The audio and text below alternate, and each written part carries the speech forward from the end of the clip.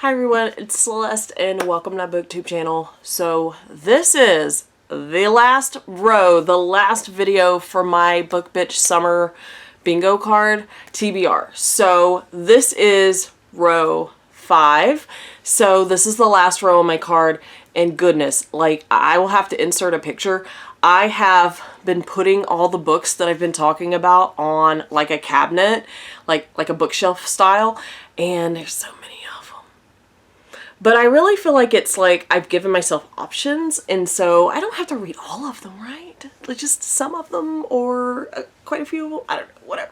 So anyway, my fifth row includes these squares. So the first square is a book with girl in the title, and that's a lot of books. Like I started looking on my shelves, I had a lot of options for that.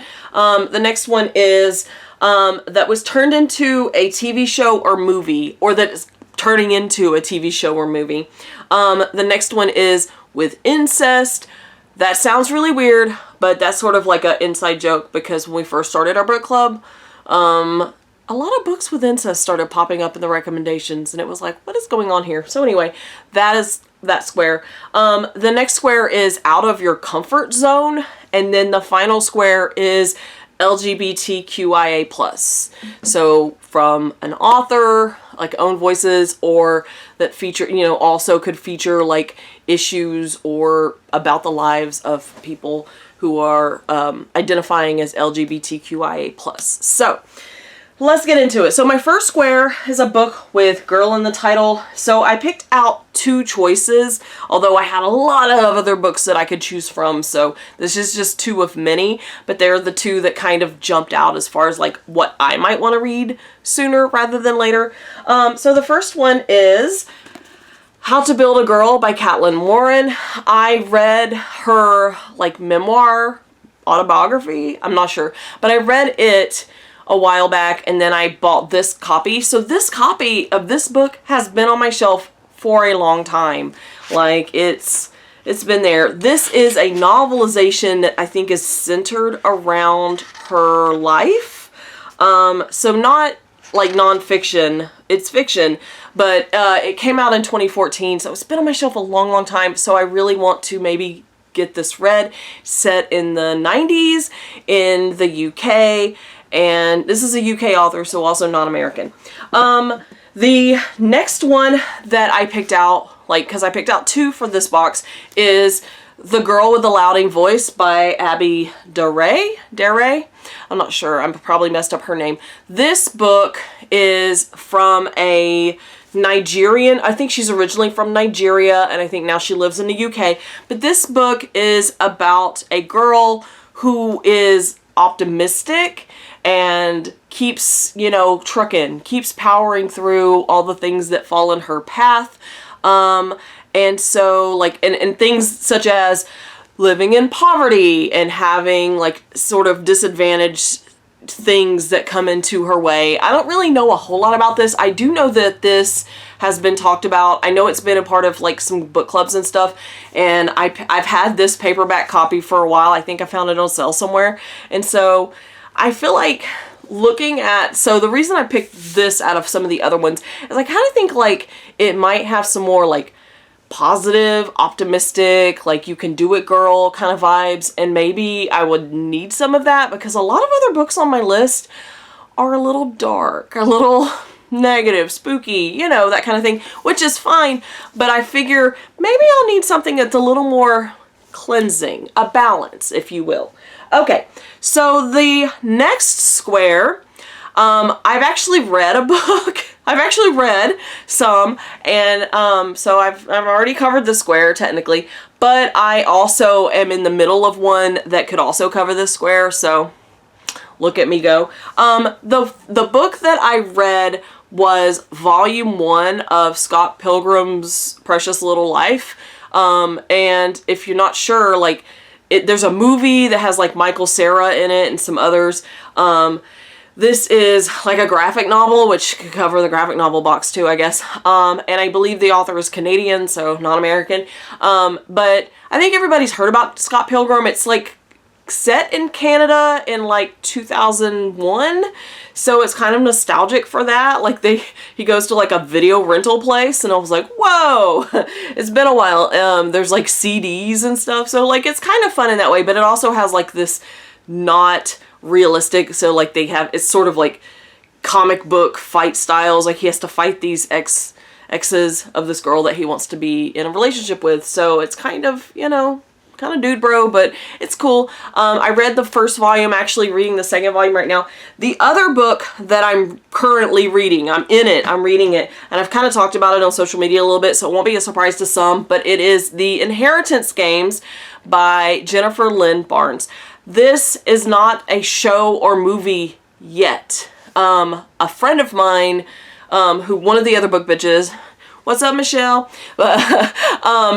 Asked if any of us had read it. She knew I had a copy on my shelf because I think I had talked about it at some point. And so she was like, hey, have you ever gotten around to it? And I was like, no. And so she was like, hey, you know it can cover this square. And so I started reading it. I'm actually like a good third of the way through it. It's good. It's YA. Basically, it's sort of what they're selling it as, like a Cinderella story. You've got this teenager who is living kind of a rough time. Like, she's lost her mother and she sometimes sleeps in her car, right? So she's having a really rough time, and just all of a sudden she is summoned to Texas and she is inheriting billions with a B dollars. And there's like there's an interesting dynamic. It kind of gives you, like, if you ever watched the movie Knives Out, it kind of gives you those vibes, because it's like this really eccentric, rich family, and, you know, like a will and all this. So I'm enjoying it. I'm reading it. Hopefully I will get it done by this time next week. So that's what's going on for that square. The next square is the incest square. And I had the square on my card last year, so I keep having to look up these books, which I guess lucky, unlucky, I don't know, but I do have choices. So the first one that I pulled is a V.C. Andrews book, not a surprise. Anyone who knows about V.C. Andrews knows, yeah, there's going to be like some incestual things happening in it. Most notably, if you're looking at, say, Flowers in the Attic, right? That's a lot in that one. This series also has incest. This is the first. This is one that V.C. Andrews actually wrote, so I could go into like a deep dive discussion on this, but V.C. Andrews was not in good health, and she did not get to do a lot of things in life that other people do. She wrote the beginning of like, she wrote this book, she wrote Flowers in the Attic, she wrote My Sweet Audrina. There's a few actual books that she wrote, and what happened was that she had prolific notes for like the rest of her series, and so she had a ghostwriter who actually finished out a lot of her books. So when you read certain books and then look at like later on in the series and you're like, whoa, this is not, very discerning readers can tell. But anyway, this book doesn't have like in-your-face incest. It has some like incestual tones, and I think the second book in the series has more incest, but there is some like incestual kind of vibes, so I'm going with it because there you go. And this is one of those like books that I actually read it when I was a kid. So, like, it's, for me, it's a reread, like a way throwback reread. The other book that I have that is on list as far as having incest in it, along with a lot of other, like, difficult topics, is The Bluest Eye by Toni Morrison. I think it has, like, rape and all kinds of other tough topics in it, but like Toni Morrison, like, I should have read this before. In fact, I own the copy that I own because I was supposed to have read it for a college class and then didn't actually do it. So yeah, BS'd my way through that little section, but this has that, and I also need to get that read because yeah, I feel that pressure coming from myself, not coming from anyone but myself, that I need to get that read. The next square is out of your comfort zone. And again, like a lot of our other squares, it's a little bit vague. So out of your comfort zone could include books that were published before a certain time, books that are of a certain genre, books that have certain maybe content warnings, books that are of a certain length or whatever. So when I looked at what was out of my comfort zone, because for me, I'm not being like braggy or anything, but for me, out of my comfort zone is a little tougher because I read across a wide variety of types of books. I try to be like, I'm tough and I can read whatever, right? And so out of my comfort zone. So I was thinking like in terms of what could I read that either I don't know that I'll be comfortable with or like I'm unsure of, basically.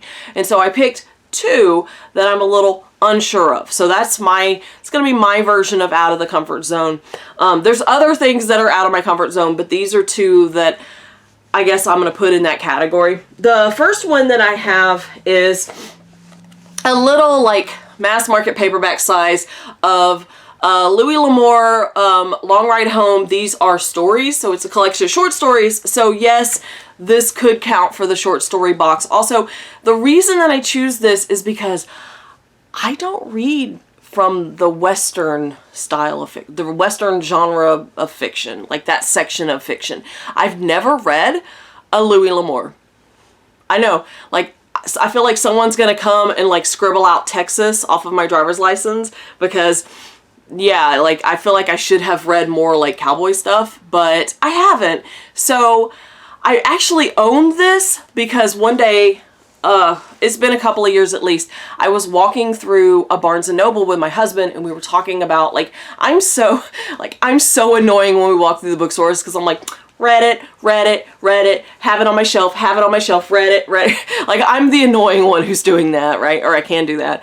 And this whole section, I couldn't say anything about it. And he was like, I dare you to read one of these. And I was like, okay. And it wasn't very expensive. So it's been on my shelf for a little while and it's time to try it out. The other one that I have that is out of my comfort zone, it's out of my comfort zone because I don't know how I'm going to react to it. And it is, and some of y'all have read it and some of y'all be excited by this, I guess.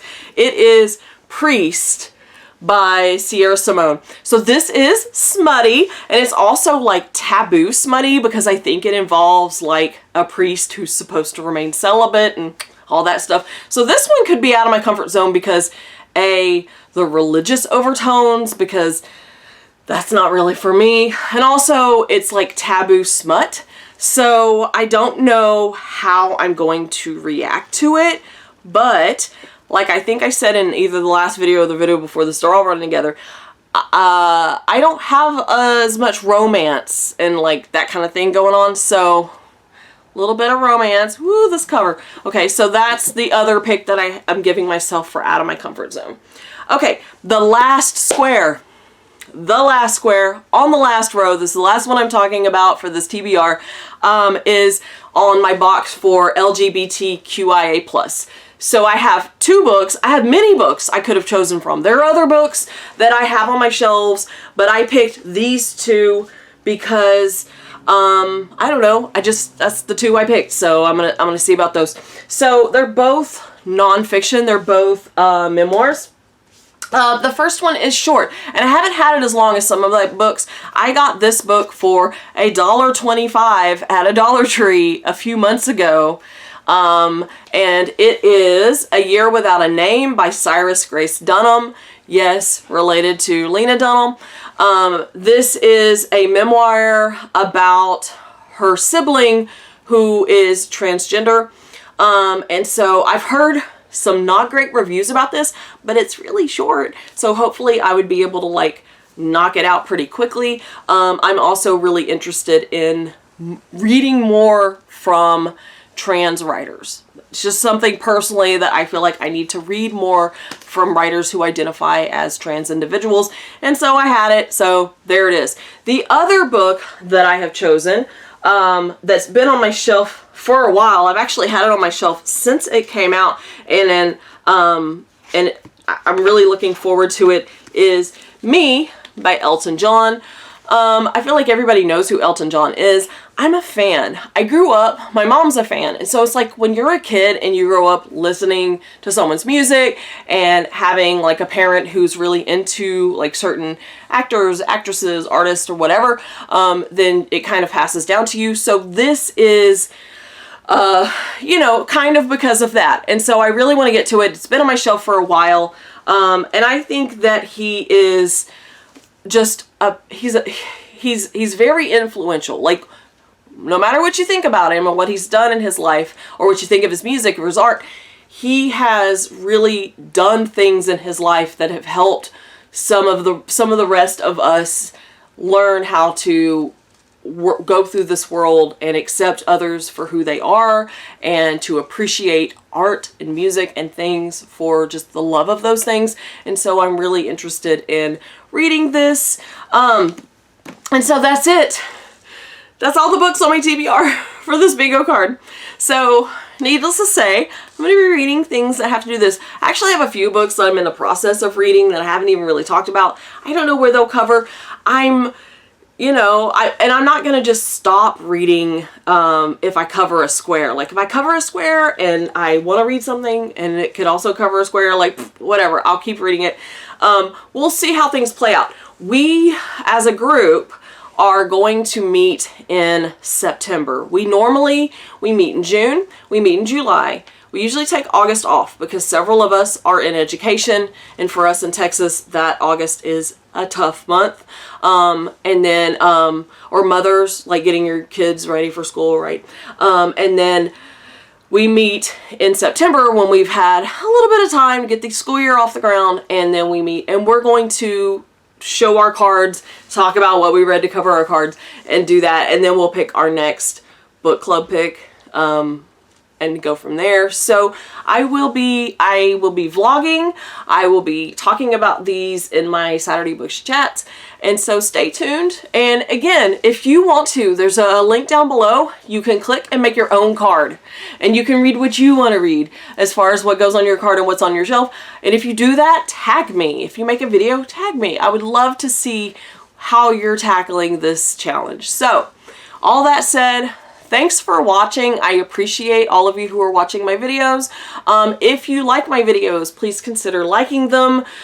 Please consider, you know, commenting, just telling me hi, that you're there. And if subscribing if you like my content.